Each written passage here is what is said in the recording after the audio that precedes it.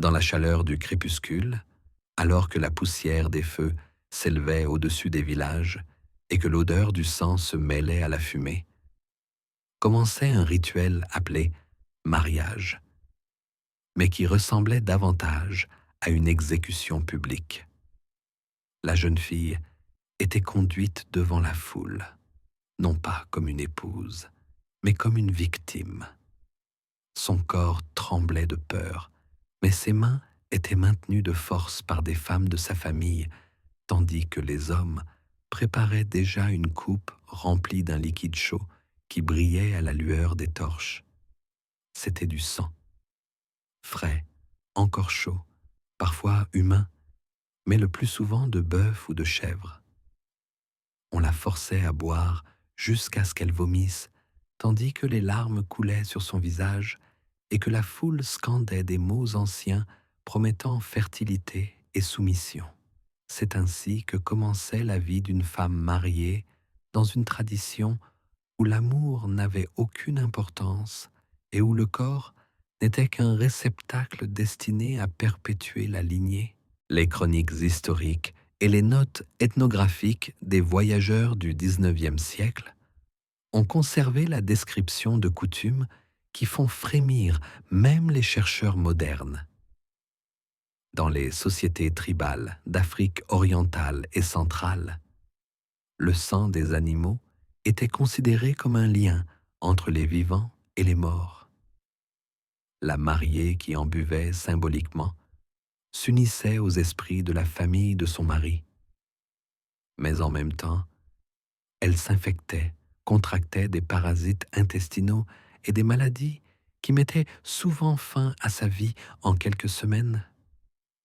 Les participants à la cérémonie ne connaissaient pas les mots salmonelle ou tuberculose, mais ils voyaient bien les jeunes filles mourir les unes après les autres. Leur mort était attribuée à la colère des ancêtres et non au fait que leur organisme ne supportait pas la violence. Les rituels pratiqués en Asie du Sud, où le mariage était considéré comme un acte de purification définitive, étaient tout aussi effrayants. Une jeune fille qui venait d'avoir ses premières règles était allongée sur une natte, à côté d'un récipient contenant le sang d'un homme, le plus souvent l'aîné de la famille. On considérait que ses lèvres devaient toucher ce récipient et boire quelques gorgées afin qu'elle reconnaisse l'autorité de son mari. Les traités médicaux des médecins indiens du XVe siècle mentionnent des preuves de fertilité, où le sang était mélangé à des épices et du lait, et où la mariée était obligée de boire avant la nuit de noces.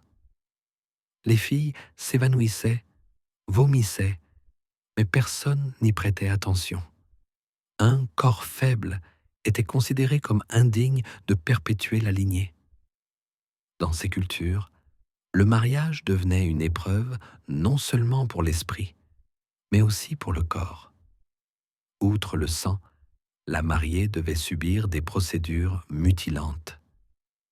Dans certaines régions d'Afrique, ses organes génitaux étaient excisés la veille de la nuit de noces afin de prouver sa pureté.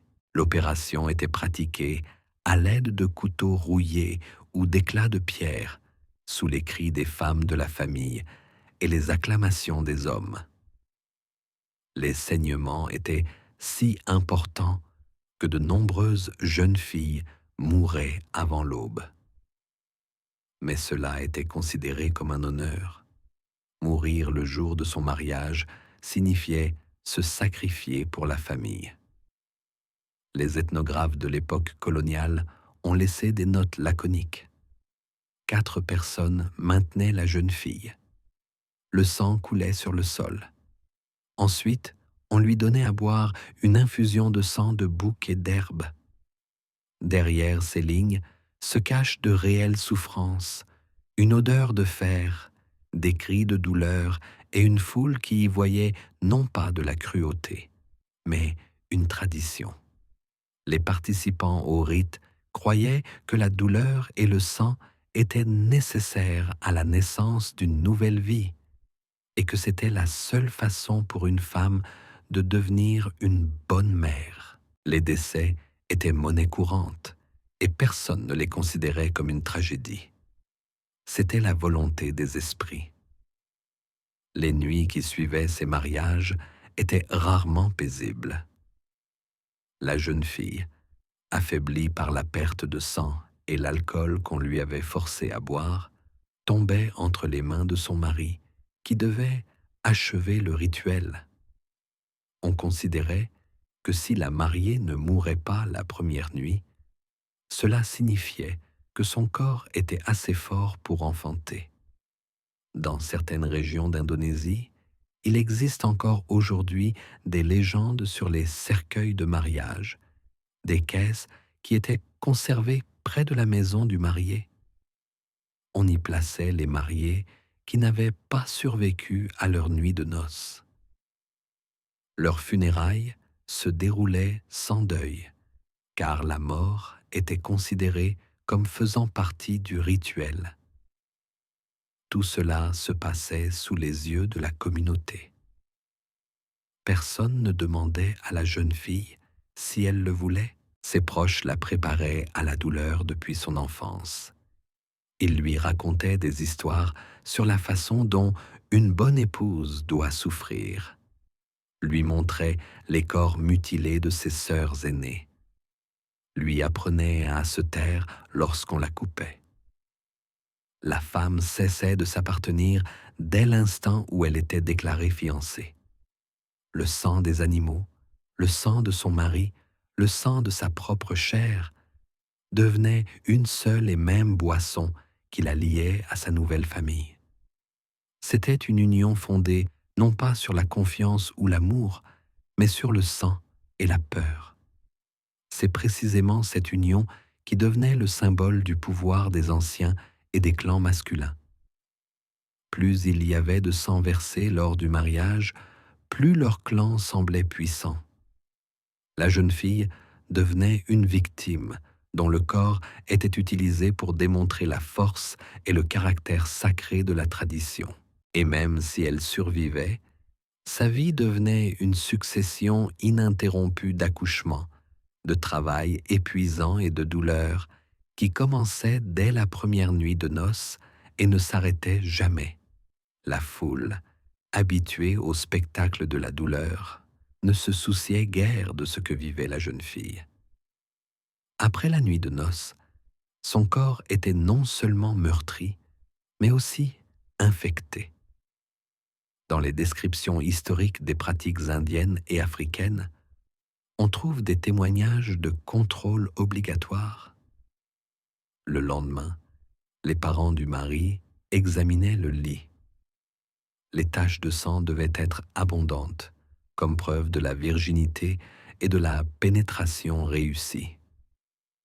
S'ils étaient insuffisants, la jeune fille pouvait être soumise à un nouveau viol, parfois immédiatement en présence de témoins, afin de ne pas déshonorer la famille. Les traités médicaux conservés par les médecins de l'Orient islamique du XIVe siècle décrivaient la faiblesse du vagin féminin, à cause de laquelle la preuve n'était pas toujours visible. Mais cela n'était pas accepté par la communauté. La femme devait soit verser son sang, soit être considérée comme souillée et risquait d'être tuée. Les ethnographes du XIXe siècle qui ont voyagé en Somalie et au Soudan ont laissé des notes indiquant que parfois, pour garantir un résultat correct, des objets doux spéciaux étaient utilisés. On insérait dans le corps de la jeune fille des bâtonnets de bambou pointus ou des épines d'acacia pour provoquer un saignement. Ce sont les femmes âgées de la tribu qui s'en chargeaient, expliquant que c'est ce qu'exigent les ancêtres. La jeune fille perdait connaissance à cause de la douleur et ses blessures s'infectaient. Mais le lendemain, le lit était couvert de sang et tout le monde était satisfait. Il n'existait aucun traitement. On appliquait simplement des herbes pour arrêter le saignement, ce qui entraînait souvent une septicémie. En Asie, les rites liés au symbolisme du sang masculin jouaient un rôle particulier.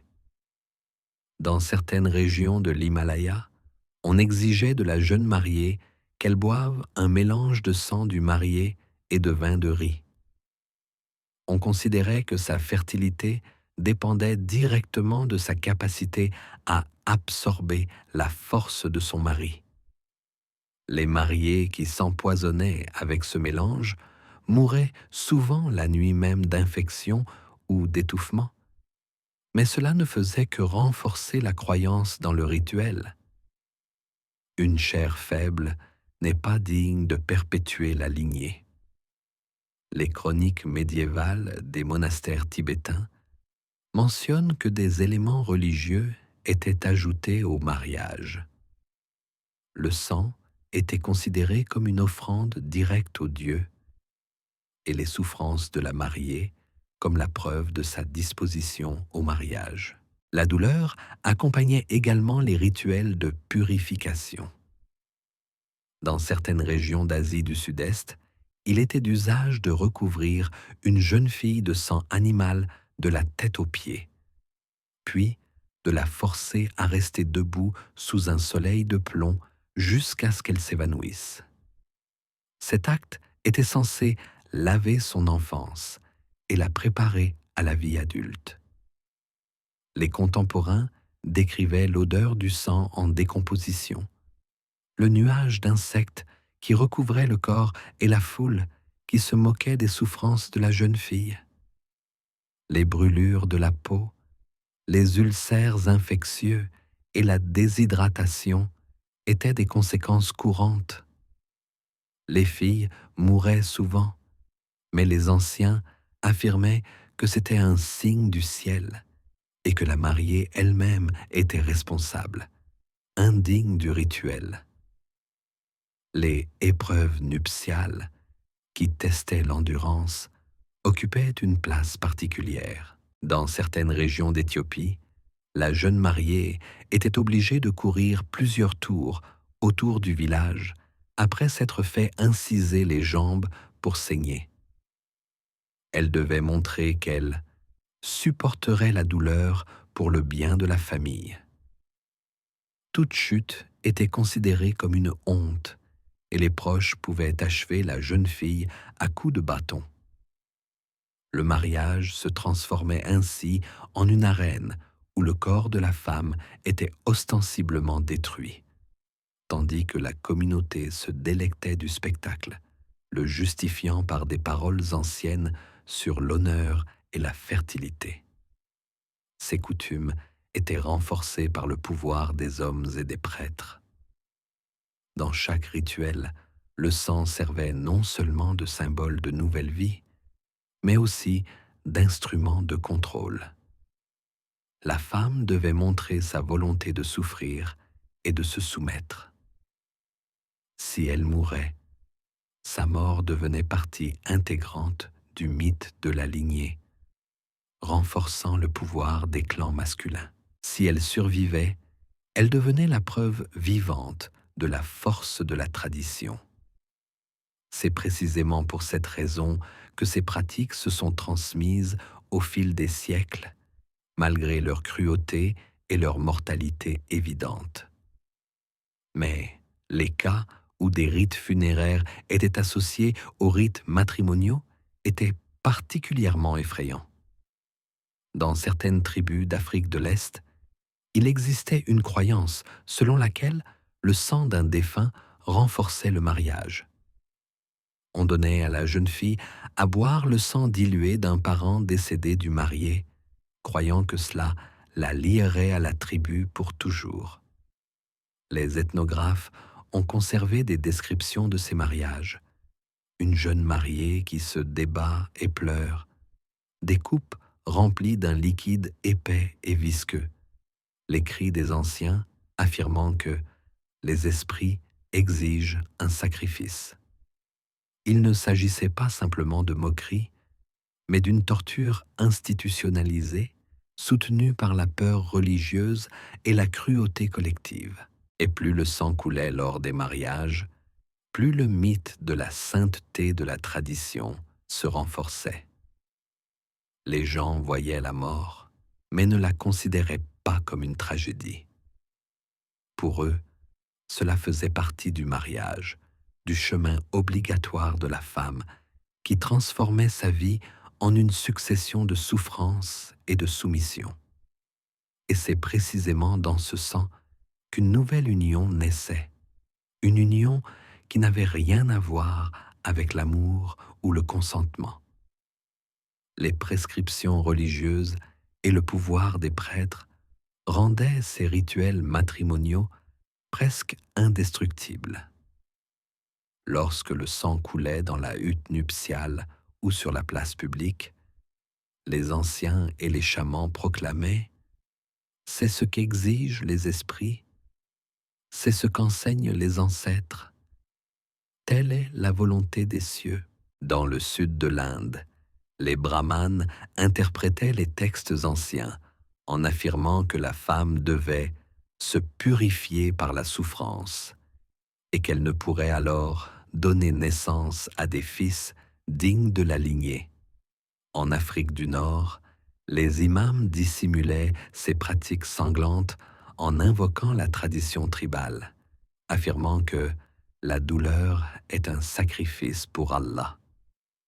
Au Tibet, les moines complétaient les cérémonies de mariage par des prières, accompagnées de libations de sang animal, affirmant que sans cela, l'union ne serait pas reconnue par les dieux.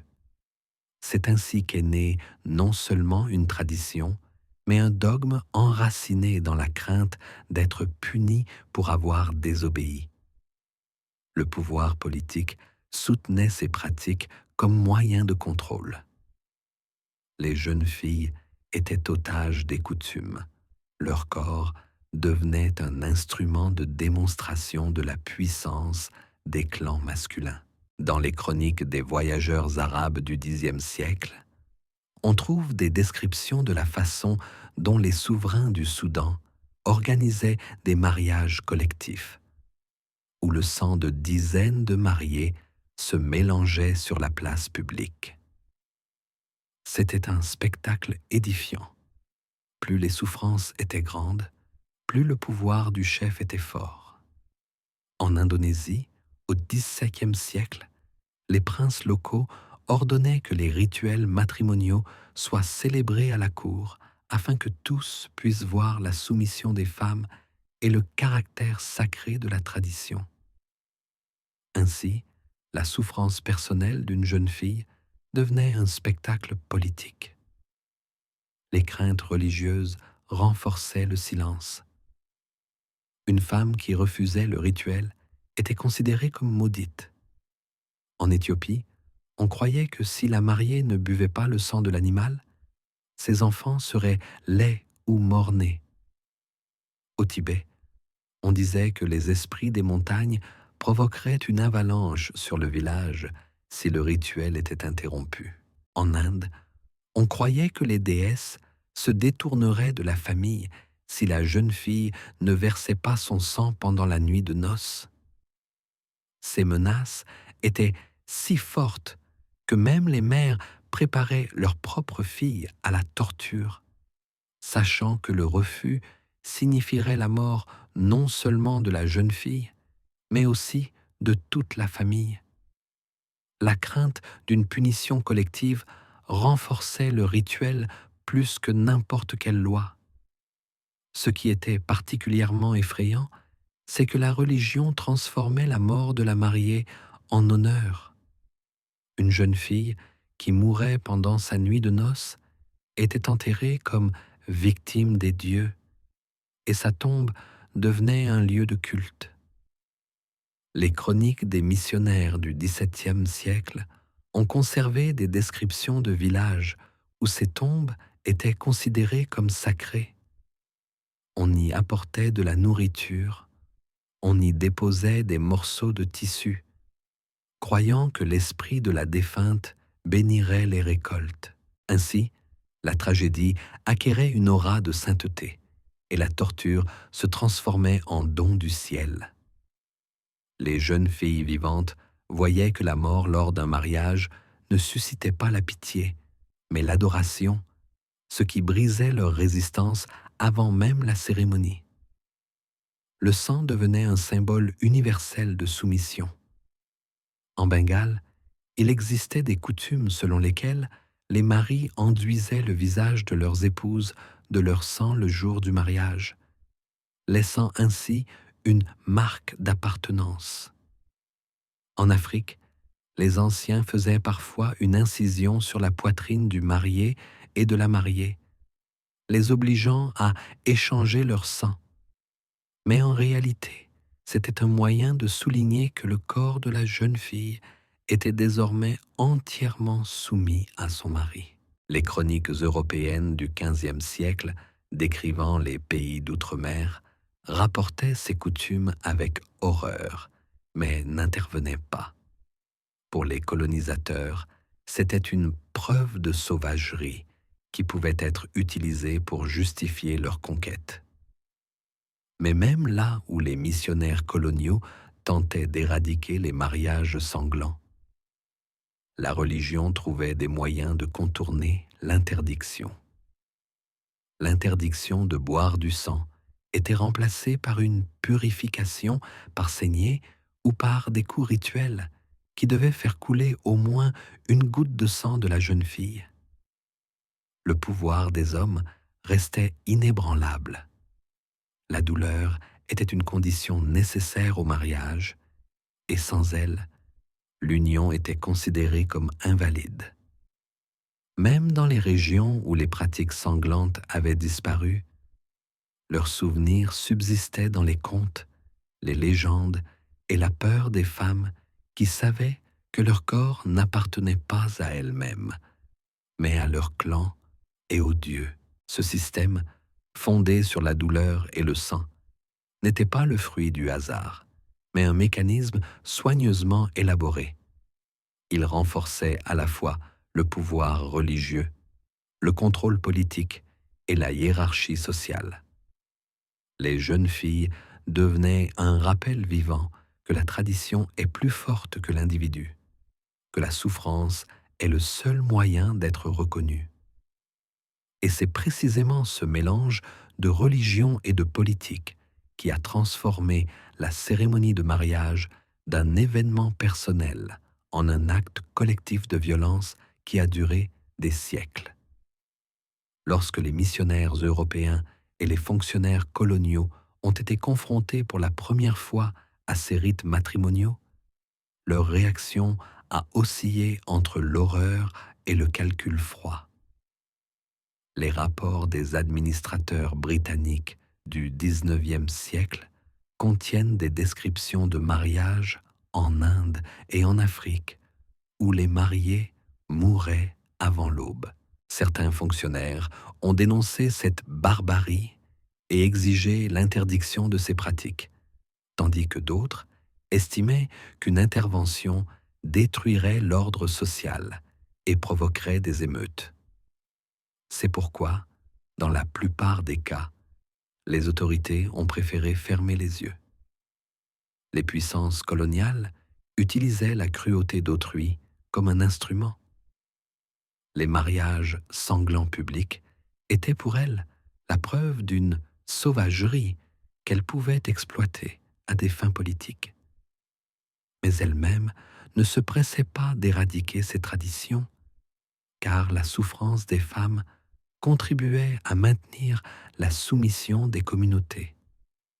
Les missionnaires, surtout catholiques et protestants, ont essayé de lutter contre ces rites en les remplaçant par des rituels chrétiens. Mais là aussi, il y a eu des compromis effrayants. Là où il était impossible d'interdire complètement les pratiques sanglantes, les missionnaires acceptaient des formes édulcorées. Par exemple, au lieu de boire du sang, on donnait à la jeune fille du vin rouge à boire, et au lieu de l'excision, on exigeait seulement une incision symbolique. Les rituels se sont ainsi transformés, mais leur essence est restée la même. Le corps de la femme devait souffrir et verser du sang pour que le mariage soit considéré comme valide. Dans les journaux intimes des missionnaires, on trouve des notes sur l'inévitabilité de la douleur comme élément de la spiritualité locale, ce qui légalisait en fait la torture. Les formes hybrides de rites, apparues à la croisée des traditions et du pouvoir colonial, ont particulièrement attiré l'attention. Dans certaines régions d'Afrique au XXe siècle, les mariages étaient célébrés en présence d'un prêtre, mais immédiatement après la cérémonie, les parents du marié exigeaient que la mariée se soumette à une ancienne coutume, boire le sang d'un bouc ou subir un coup de couteau rituel. Ainsi, le mariage chrétien n'était qu'une façade, tandis que le fond restait le même: sang, douleur et soumission. Les femmes se retrouvaient doublement prisonnières, au nom à la fois de la nouvelle religion et de l'ancienne tradition. Les armées coloniales intervenaient parfois aussi dans les mariages, mais le plus souvent à des fins démonstratives. Il est fait mention au Soudan d'officiers britanniques exigeant la célébration d'un mariage exemplaire pour les invités européens afin de montrer l'exotisme des coutumes locales. Dans ces cas-là, la mariée était soumise au même supplice, mais ses souffrances devenaient alors un spectacle non seulement pour la communauté, mais aussi pour les étrangers. Ces mariages étaient décrits comme des spectacles folkloriques, alors qu'ils cachaient en réalité des cris, du sang et la mort. La jeune fille pouvait mourir sous les yeux des missionnaires et des fonctionnaires, mais dans les rapports officiels, cela était présenté comme une fin malheureuse de la cérémonie. La médecine coloniale a ajouté un autre élément sinistre. Les médecins formés en Europe ont constaté les conséquences: infections sanguines, septicémie, stérilité, mort. Mais au lieu de mettre fin à ces pratiques, ils ont souvent transformé les femmes en cobayes. Dans les hôpitaux de l'Inde britannique, on enregistrait les cas de conséquences des rituels matrimoniaux traditionnels et on utilisait les corps des jeunes filles pour étudier les infections.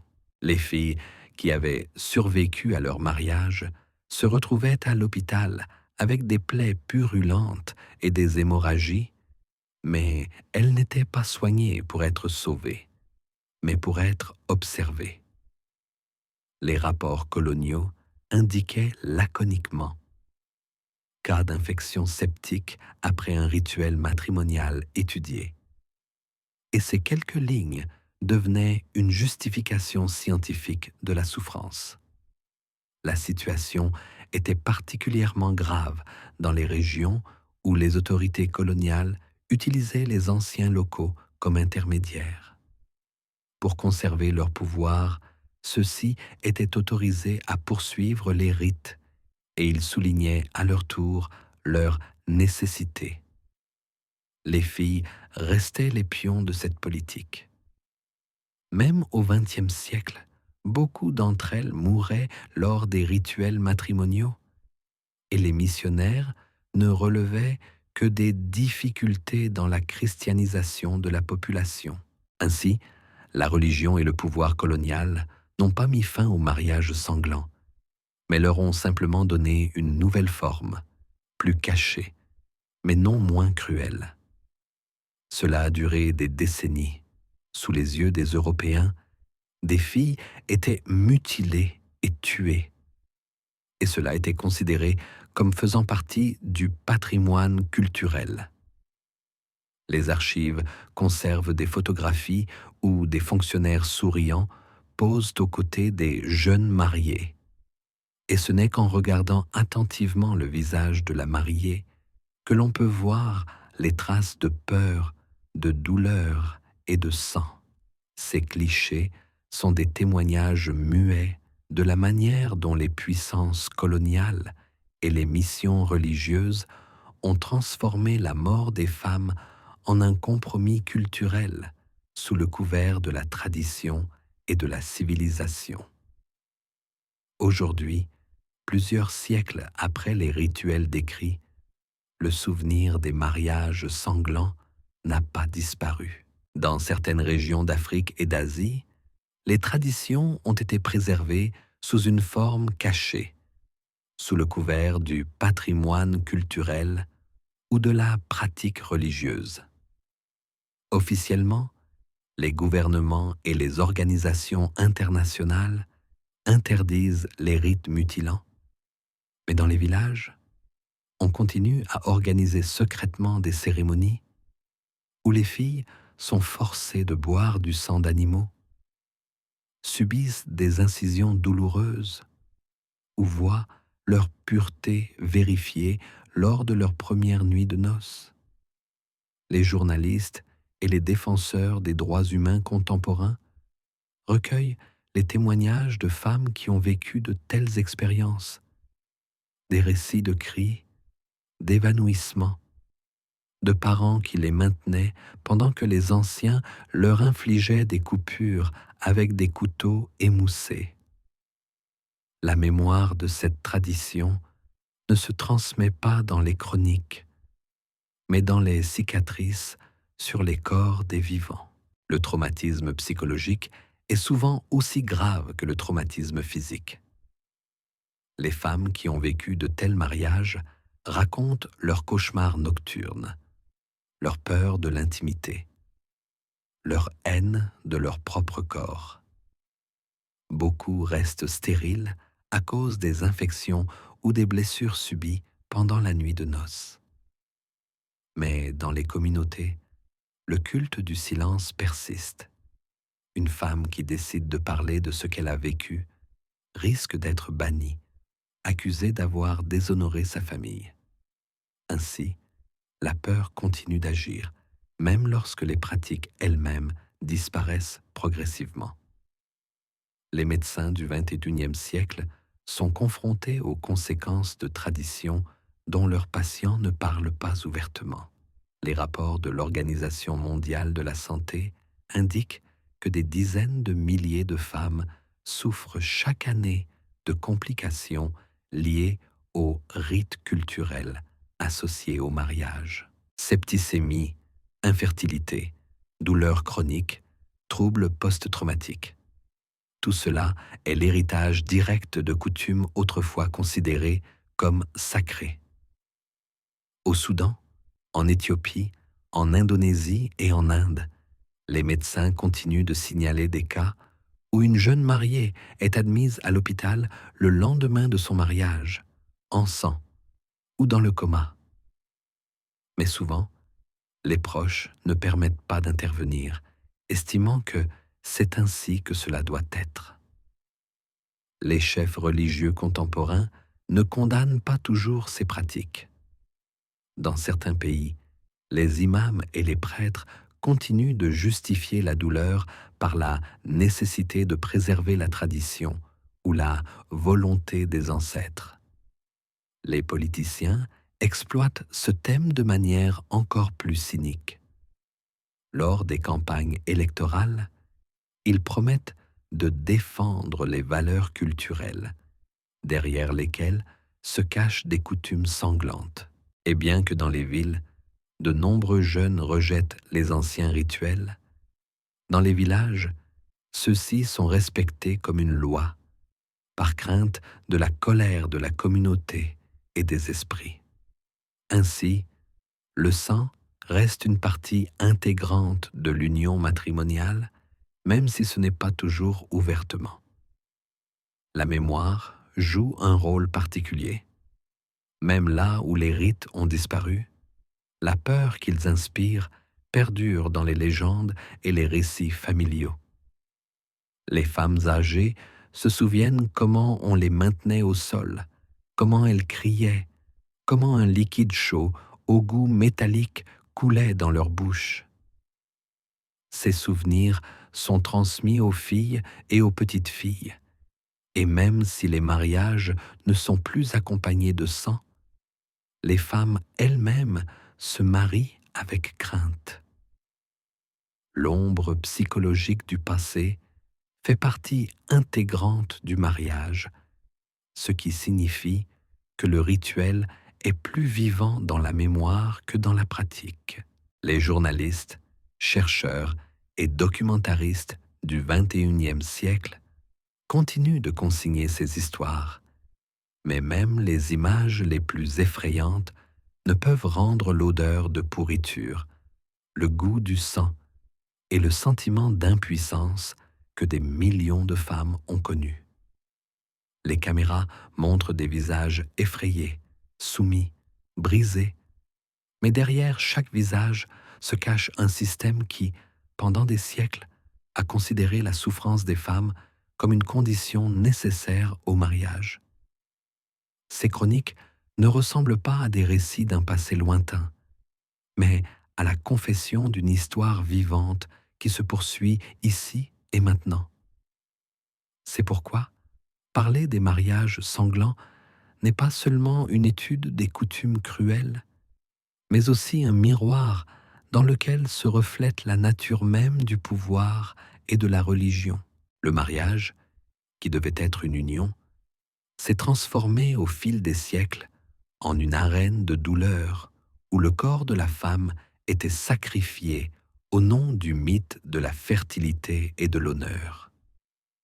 Et tant que le souvenir du sang est conservé dans les légendes, tant que la peur vit dans les familles, l'histoire de ces mariages n'est pas terminée. Elle se poursuit dans l'ombre, dans les rites secrets, dans les cicatrices sur les corps, dans le silence qui est plus fort que tous les mots.